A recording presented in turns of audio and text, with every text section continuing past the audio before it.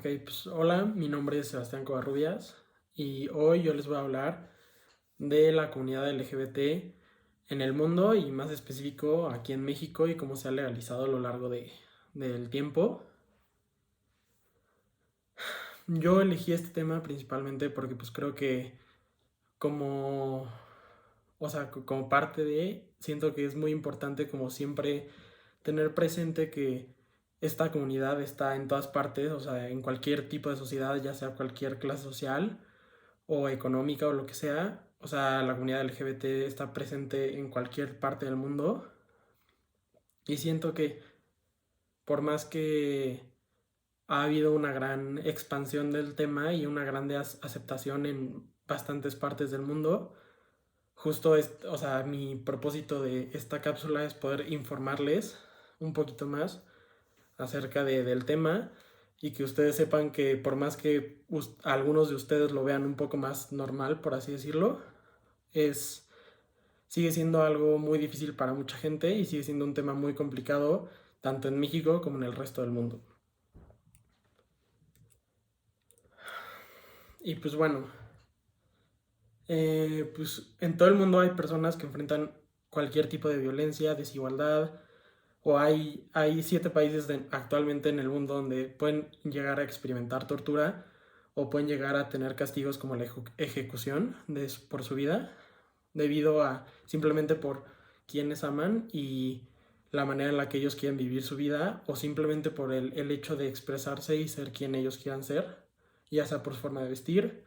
su personalidad, su identidad de género y muchísimas otras razones que hay personas en el mundo que toman esto como fuera de lo normal y esto sigue siendo un problema. Y la orientación sexual y la identidad de género son aspectos integrales de nuestra individualidad y en ningún caso esto debería ser castigado o discriminado y mucho menos ni con abusos ni con castigos con la ley. Y bueno, ¿qué significa LGBTQ? LGBTQ significa la L es por lesbianas, gay es por gay, la B es por bisexuales y T es por transgénero y Q es por queer. Mucha gente no sabe qué significa esta palabra, pero esta palabra, o sea, a lo que hace referencia esta palabra es como tu forma de vivir tu vida y y tu personalidad, o sea, es simplemente aceptar, o sea, que tú te identificas en algo que está fuera de la norma, entonces tú te identificas algo diferente y tú estás feliz siendo tú mismo, o sea, sin tener que entrar en una definición exacta de qué eres o qué te gusta o lo que sea. Y pues bueno, hay números importantes que siento que todos deberíamos saber para que sepan como lo importante y el impacto tan grande que tenemos hoy en día, que a pesar de toda la inclusión sigue habiendo un problema en México y en el mundo.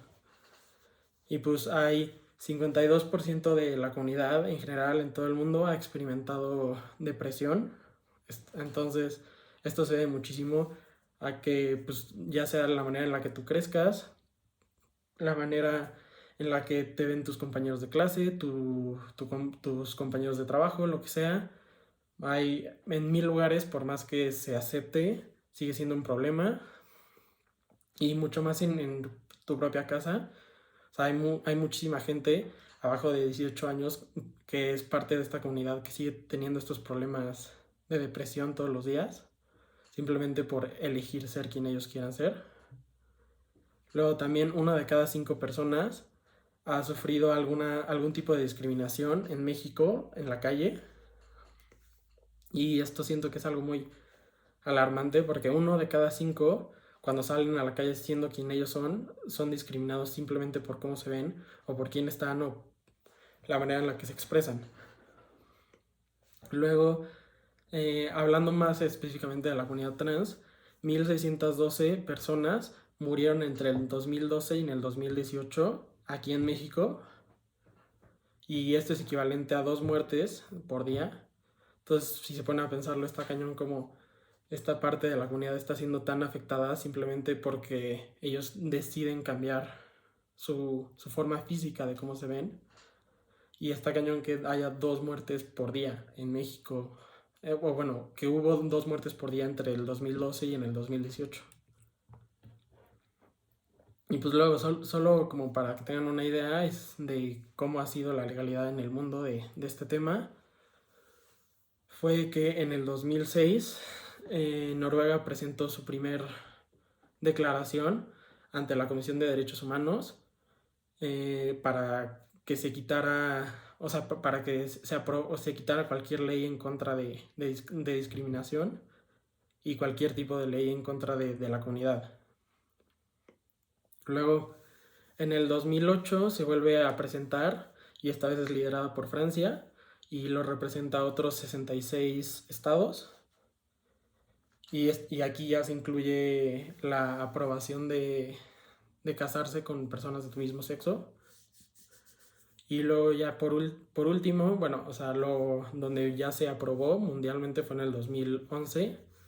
donde la Comisión Nacional de los Derechos Humanos reconoce el matrimonio igualitario y además no solo reconoce este derecho, sino además le da 1000 otros derechos a la comunidad, ya sea como la discriminación, el tener simplemente lugares, salud, hay muchos aspectos más. Y luego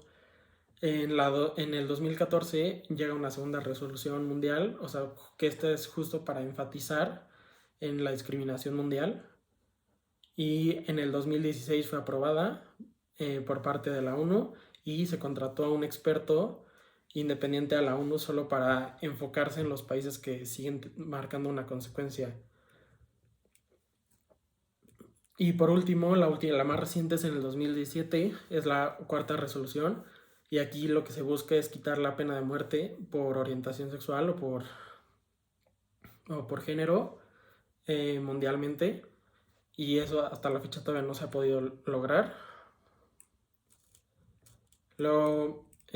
Aquí en México lo que podemos decir es que en teoría desde el 2015 es legal casarte con una persona de tu mismo sexo en toda la República según la Constitución. Pero aquí tenemos un problema porque, o sea, además de que supuestamente te puedes casar con alguien de tu mismo género, sigue habiendo 11 estados de la República donde no han cambiado su constitución local y todavía no tienen el paso de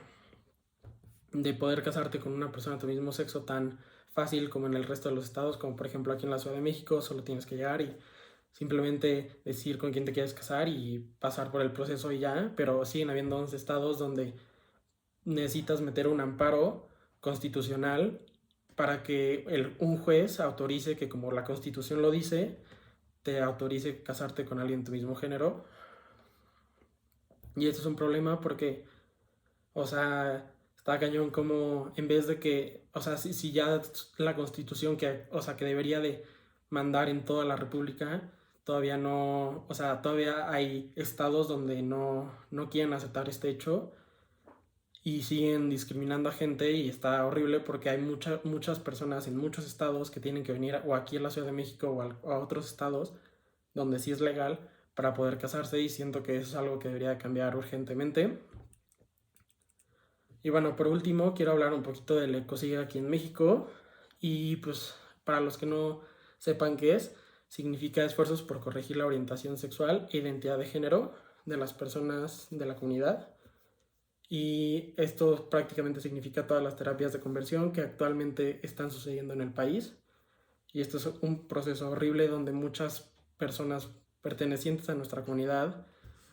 justamente pasan muchísimas, por muchísimas,